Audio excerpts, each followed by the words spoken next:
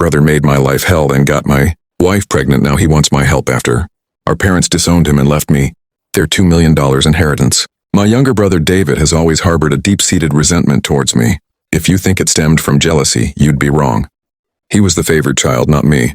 There was no reason for him to be envious. To give you some context, our mother always indulged David. He was the golden child of our family. She cooked his meals, did his laundry, and even asked me to help him with his schoolwork. I was expected to assist him simply because we were family, but I never received the same consideration. I accepted this as I was quite independent. Perhaps it was partly my fault for always meeting his needs without expecting anything in return. He never helped me when I needed it and only approached me when he wanted something. While I was a quiet, introverted kid who enjoyed studying and keeping to myself, he was loud and rough just like our dad. I also tend to be straightforward and honest, never sugarcoating things. I believe my mother may have developed a negative perception of me because of my straightforwardness. This favoritism made David the family's darling, and I didn't mind it while we were growing up. However, problems began when he started bullying and mocking me for being different from him. He would tease me about my height and the fact that I wore glasses. He would sneak into my room, read my diary, and then complain to my mom about what I had written. When I yelled at him and complained to our parents about him invading my privacy, they would laugh it off, saying it wasn't a big deal. He did more awful things, like nearly breaking my glasses and putting nasty things in my food. He even once put little stones in my cereal, but luckily I found them before they could damage my teeth. When I told my mom, she dismissed it, saying, "This is how brothers bond." Whenever we fought, David would zero in on my insecurities to insult me. We went to the same school, so he knew I was being bullied by a few kids.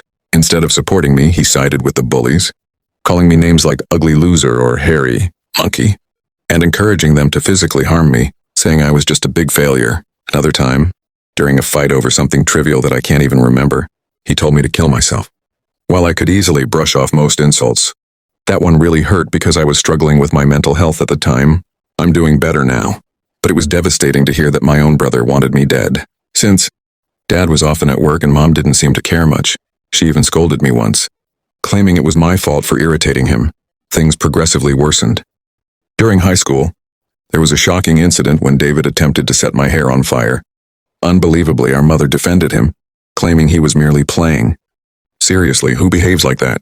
Thankfully, my dad eventually sided with me and pointed out the gravity of the situation. He even threatened to call the police on David. This moment was a real eye-opener for my brother, as he had never faced any consequences for his actions before. He was genuinely stunned. My dad made it clear that enough was enough and that David needed to start respecting his older brother. Later, Dad came into my room to talk. I never expected his support because he always told David how similar they were, which was true. Dad admitted that he had waited for years, hoping David would mature. But he was slowly realizing that David was becoming a big bully. Hearing this from my dad was incredibly validating, and I almost broke down in tears. I confessed everything David had done to me over the years, even mentioning the bullying at school.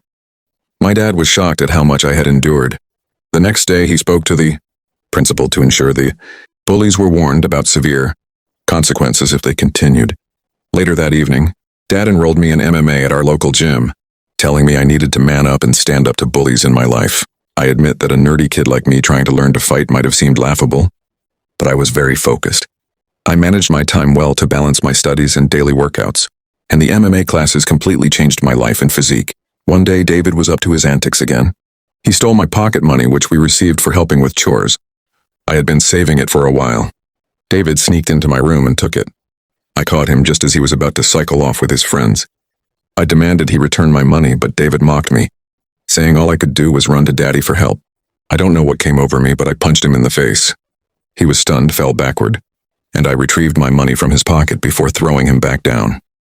David started crying loudly, which was quite comical. However, my mother rushed out to help him and find out what happened. When she learned I had fought him, she was surprised and reprimanded me, saying I should be a better role model for David, who seemed to enjoy seeing me scolded. My mother also complained to my dad about my behavior, saying I needed to be controlled. My dad grimly asked both of us to explain ourselves. I told him how David had stolen the money I had worked hard for and saved, while David tried to justify it by saying he needed the money for a date, and that as his brother I should help him. Following that incident, David began to distance himself from me. He had finally understood that he couldn't bully me anymore, and that even Dad had stopped supporting his antics. For the first time in a long while, I felt like we were equals. Though he could no longer physically harm me, he resorted to verbal insults when our parents weren't around. His behavior worsened with age, becoming angrier and more short-tempered each year. When I approached him with a question, he would ignore me and walk away, muttering insults like nerd or loser under his breath.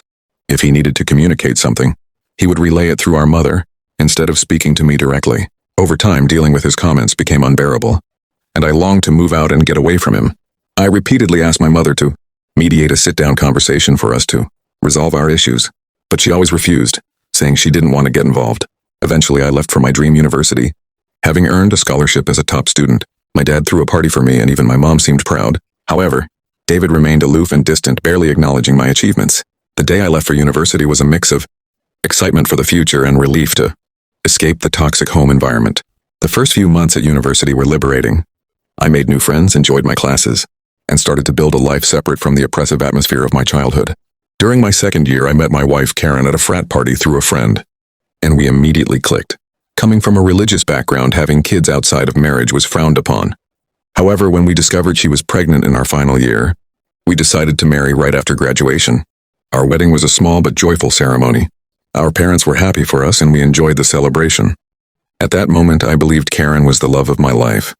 I had always envisioned a monogamous relationship, one woman to come home to and share my life with. Despite other women showing interest over the years, I never pursued anything because I was genuinely content in my marriage.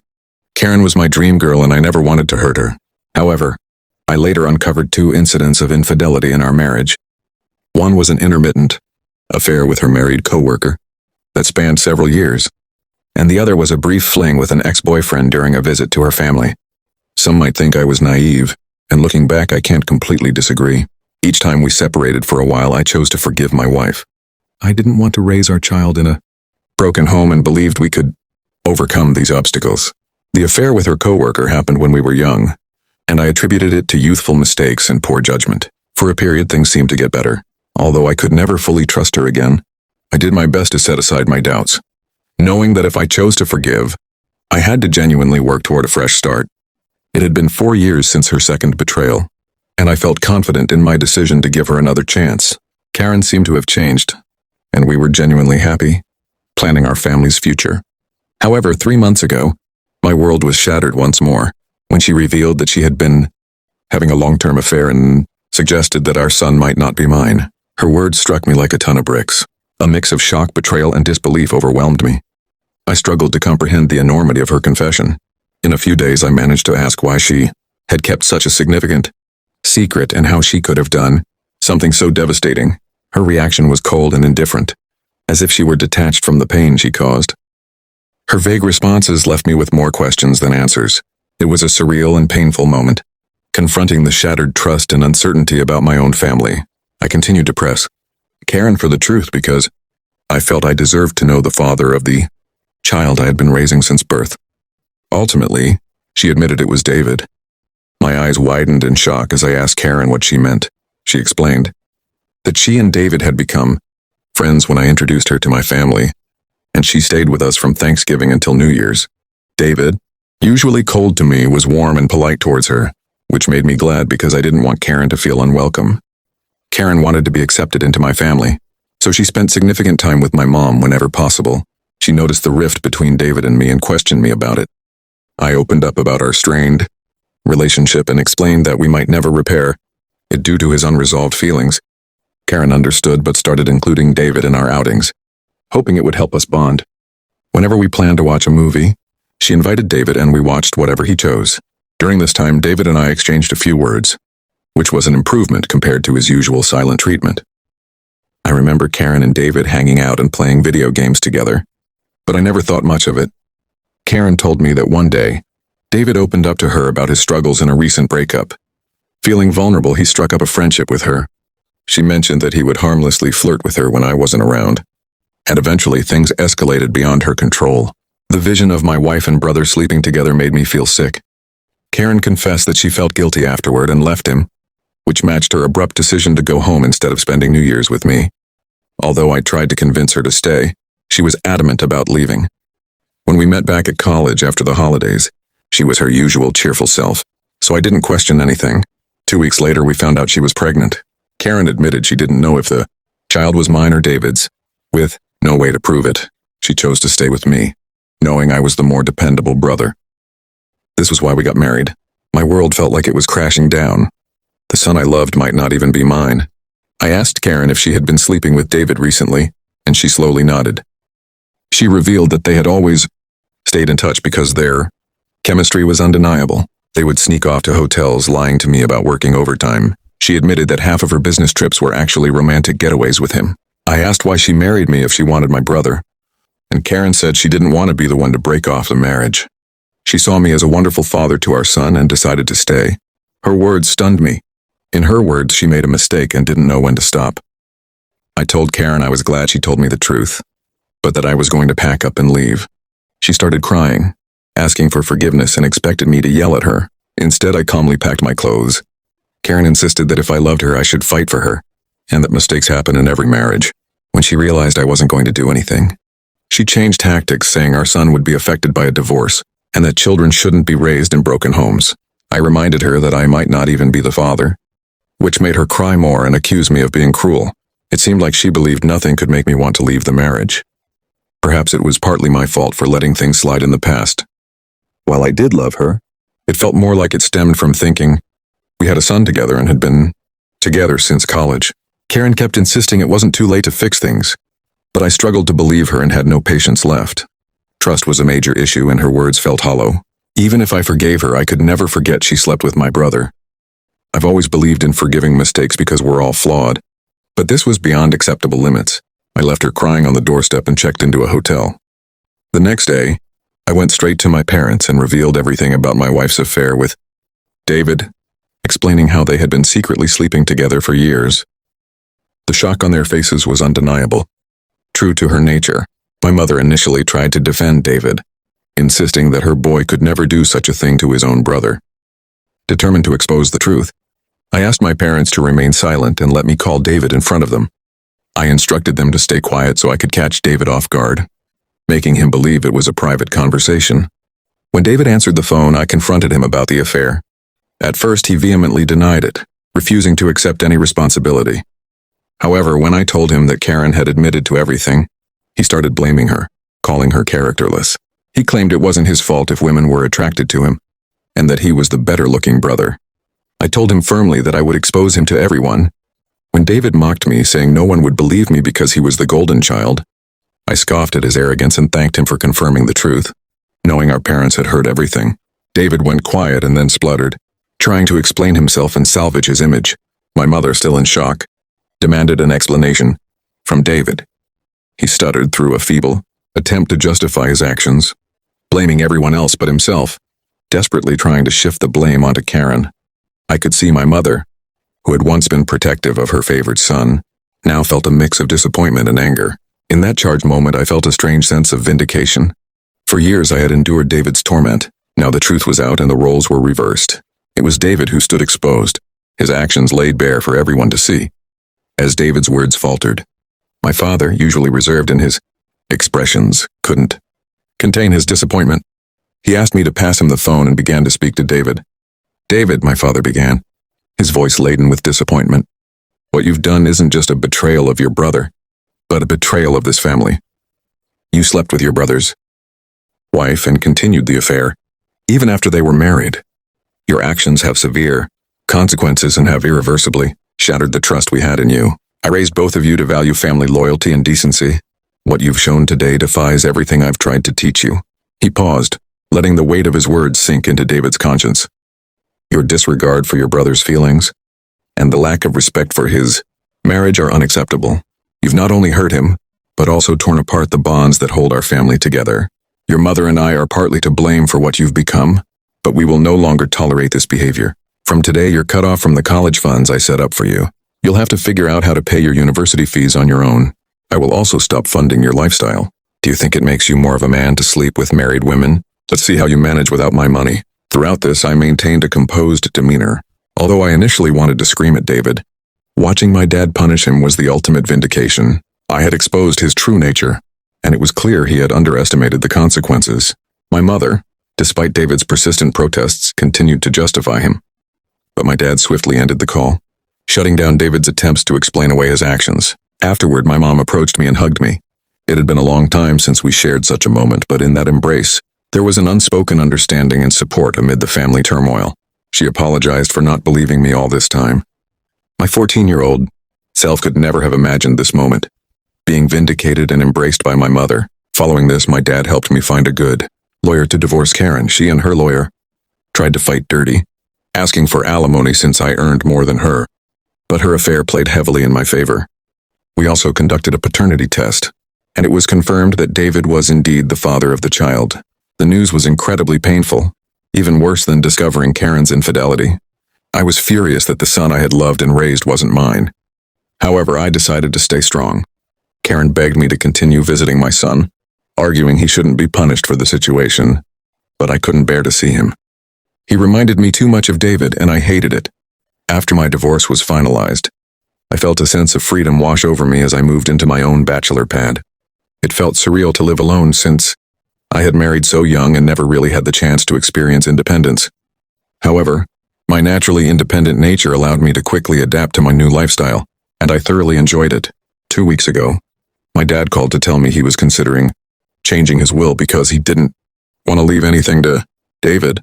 My dad is incredibly stubborn, and once he decided to cut David out of his life, he stuck to it. David tried reaching out to our parents and even showed up at their doorstep, begging for forgiveness, but they refused to let him in. Even my mother, who usually gave in to David's tantrums, seemed done with him. David never texted me to apologize for what he had done, showing he didn't regret his actions. He was just upset about being cut off from our parents. Dad told me he planned to leave everything to me, ensuring David wouldn't contest it. Later, he would leave David only $1. My eyes widened in shock as my dad had worked hard his entire life, including his assets, retirement fund, and life insurance. The total came to nearly $2 million. The only condition in his will was that if my dad passed away before my mom, she would continue living in their house, even though ownership would transfer to me. I didn't mind this as I wanted to care for my mom in her final days.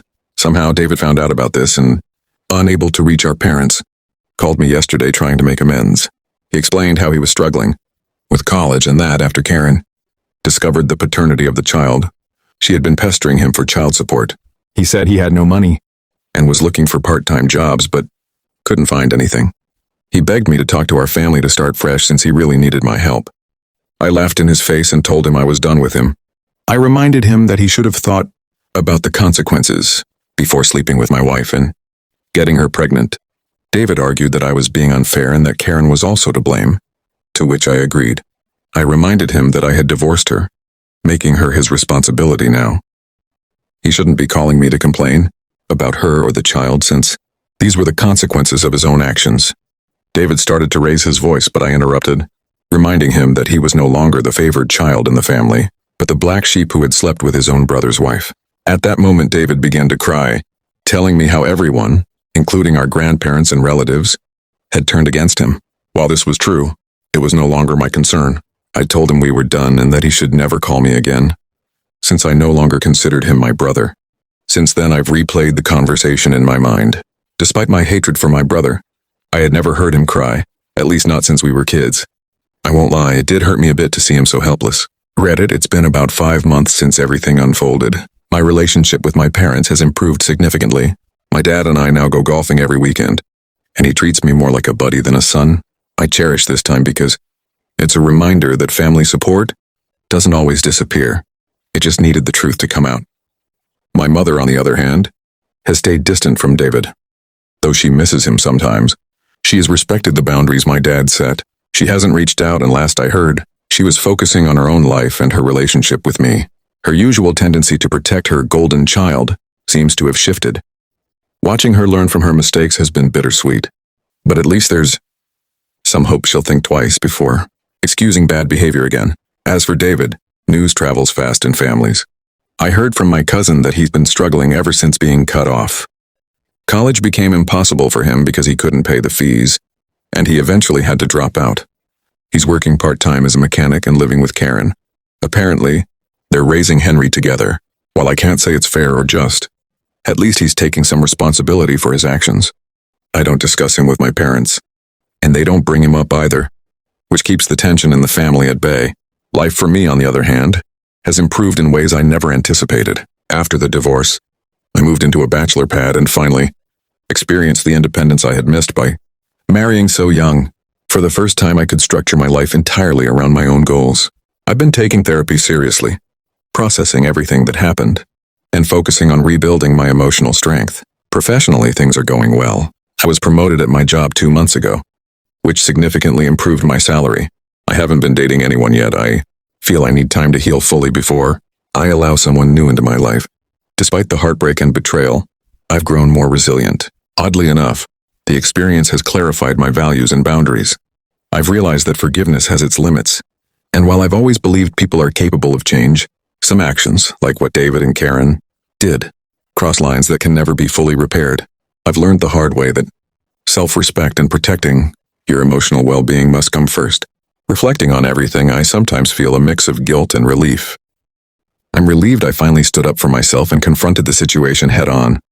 I'm guilty, perhaps, for not seeing the signs sooner or for being naive enough to trust someone who repeatedly broke my trust. But every step of the way, I've learned something about resilience, accountability, and family dynamics. One thing that keeps replaying in my mind is David's cries when I cut him off. I've always hated him, but seeing him so vulnerable reminded me that people, no matter how selfish or cruel, are human. That doesn't excuse his behavior, but it's a strange mix of empathy and satisfaction, seeing him face the consequences of his choices. Sometimes, friends ask me if I'll ever reconnect with David. I've made it clear, I'm done. There's no place in my life for someone who betrayed me at the deepest level. I've accepted that closure doesn't always mean reconciliation. It means moving forward without the toxicity. I also realize that healing takes time. I've been going to therapy to process the betrayal and the loss of the life I thought I was building with Karen and Henry. It's not easy, but every session helps me feel more grounded. I'm learning to trust my judgment again, and I'm slowly opening myself up to the possibility of new relationships, but only when I'm truly ready. Finally, I've been thinking a lot about the concept of family loyalty. My parents' support has been invaluable. My dad's stance against David and Karen showed me what real accountability looks like. Even my mother, after seeing the consequences, has grown more aware of her own biases and protective instincts. Family isn't just about blood, it's about trust, respect, and responsibility. As for me, I'm focusing on my career, my independence, and rebuilding my life on my own terms. I've learned that standing up for yourself, no matter how difficult, is essential. Life will always test your boundaries, but it's how you respond that defines your strength. After months of silence, David finally reached out to me again. He claimed he was struggling with college, money, and now child support for Henry. He begged me to speak to our parents, to give him another chance, to start fresh. I listened for a few moments, then laughed. I reminded him calmly but firmly that his choices had consequences. He had slept with my wife, betrayed me, and shattered the trust of our entire family. This was not a situation I could fix for him. I told him that Karen was now his responsibility, not mine, and that I had no obligation to mediate or bail him out. David started raising his voice, pleading, and trying to twist the narrative to make himself the victim.